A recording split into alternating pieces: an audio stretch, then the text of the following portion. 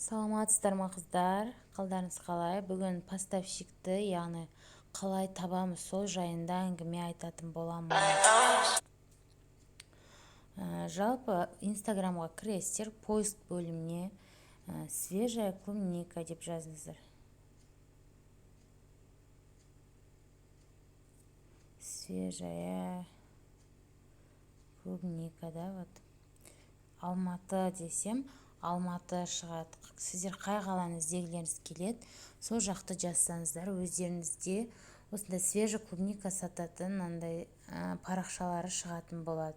Соның ішінде қазір жұмыс жасап жатқан парақшаны тауып, яғни сұрайсыздар, клубника бар ма, бағасы қанша, доставка қалай жасайсыздар деп, бар деп сөйлесіп жатса, суретін жіберіңізші депші, сөйтіп адресін сұрап алыңыздар. Өздеріңізге жақын жерде болса, прям алғашқы кезде барып таңдап алғандарыңыз дұрыс, қыздар. Егер кейбіреулер аты білмейсіздер ғой, ол адам қандай екенін, суретте әдемі сурет жібергенде онша емесін жіберу мүмкін. Түсінікті ғой, иә? Мысалы, клубниковшка, бізде Алматыда осындай страницаларға кіреміз, барлық суреттерін, бағаларын көріп, мына жерде жоғарыда шапка профилі номер телефоны жазылып тұрады. Соға кіріп, прям жазып тересіздер. Одан бөлек, егер бұл жақта өздеріңіздің қалада клубника сататындар шықпай жатса, хэштег арқылы қараса болады. Алматы дек.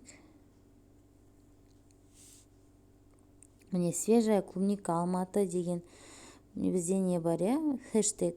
И сол сияқты сіздерде де өз қалаларыңыздың атымен хэштег болуы мүмкін. Міне, недавно деген соңғы салынған рекламаларды көрсететін болады. Осыған кірсеңіздер, клубникалар салынған 24 сентябрь дейді. Мишембери 1 килограмм 5000 теңге дейді. Көрдіңіздер ма? Мұны жұмыс істегенге нормальный клубника. Кіріп, үстіп заказ бере бересіздер, тоже самый WhatsAppқа жазып, бірден барып заказ беріп ала салмаңыздар. Егер қолдарыңыз бос болып, прям не істеп жатсаңыздар, тапқан поставщиктерді барып көріп қайтқандарыңыз дұрыс. Алатын болсаңыздар алып, кейін уже постоянно жақсы клубника алып кеп жүргенін көрген кезде барып қана заказ беріп алатын боласыздар. Немесе тағы бір поставщикті іздеудің жолы, мысалы, клубника в шоколаде деп жазайын та. Клубника в шоколаде, яғни өз қалаңыздағы клубника в шоколаде сататынды қарайсыздар. Мысалы, Қызылорда деп, Қызылорданың клубника в шоколаде жасайтындары шықты. Міне, біріншісіне кіреміз. И осы қыздардың, өздеріңіздің қалаңыздағы осындай клубника в шоколадемен айналысатын қыздардың парақшасына кіріп, подписки бөлімшесіне кірсеңіздер, көбінесе өздері алатын адамдардың нелері қалып қалады оларда. Страницалар қалып қалады. Немесе андай жеке парақшасы сол страницаны жүргізетін қыздың сол парақшасына кіріп қарап көріңіздер, мысалы, подписки бөліміне кіріп, осы жақтан клубника деп көрейік. Көбінесе жоқ болу мүмкін, бірақ көп адамдарда сақталып қалады, клубника сататындарда өздері жазылған болса. Мына кісіде тек страницалары бар екен. Үстіп, өздеріңіздің конкуренттерді зерттеу деген алдағы уақытта сабақ бар. Ол өте маңызды. Конкуренттерді осылай зерттейсіздер, олардың қандай страницаларға подписаны, бағалары қандай, клубникасы қандай шоколадпен жұмыс жасайды екен. Соның барлығы сіздерге алдағы уақытта өздеріңіз баға қоюға әсер ететін болады. Қазір нақты қызының парақшасын көрейік. Өзі азақ егер страница тұрса, значит, жеке парақшалары бар страницалардың біреуі осы владельцтіңкі, яғни осы бизнесті жүргізетін адамның несі деген сөз, иә. Қазір мынау да Қызылорда екен, көрейік. 41 дейді. Осылай іздеп тауып алуға да болады, қыздар.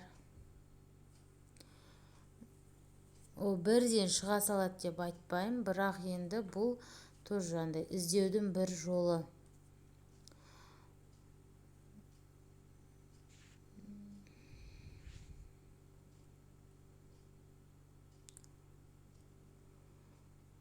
Так.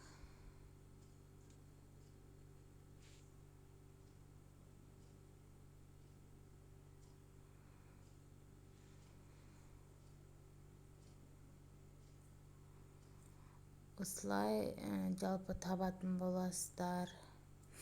Бана свежая клубника сататын кісілер бар ғой. Солардың өзі де бір-біріне андай подписаны болады да. И солар арқылы да тауып алсаңыздар болады негізі.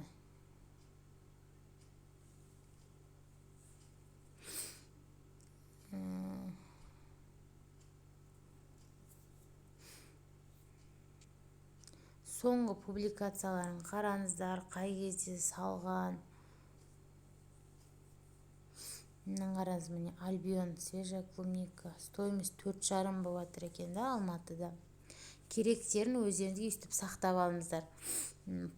Страницаларына желательно подписаться етпеңіздер. Кейінде сіздер уже өздеріңіздің неңізді, поставщиктеріңізді тауып алған кезде сіздердің де парақшаларыңызды солай конкуренттеріңіз ақтаратын болады. Мысалы, міне мынау клубника сататын кісі көп фрукты сондай сататындарға подписаны, иә.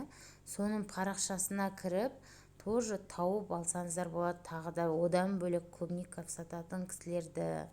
Міне мынау кісі де сатады екен. Міне мынау кісі сатады, иә, көрдіңіз бе?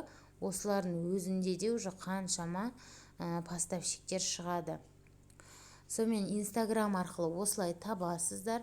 Барлық мен айтқан жолдар бойынша іздеп қарап көріңіздер. Обязательно болады. Тіпті өз қалаларыңызда табылмай жатсаңыздар, жақын қаладағы, жақын аймақтағы қала арқылы да іздеп қарап шығыңыздар, қыздар. Немесе келесі іздеу жолы ол қысқа да жазып іздесеңіздер болады. Свежая клубника деп жазасыздар. И вот поискта шығады, иә. Қай қала фильтрдан өздеріңіз белгілейсіздер. Міне турецкая клубника 2100 деп салып қойыпты, көрдіңіздер ме? Осылай сияқты сіздерде де шығуы мүмкін. И WhatsApp номер, звонок дейді, соны звондап ала бересіздер.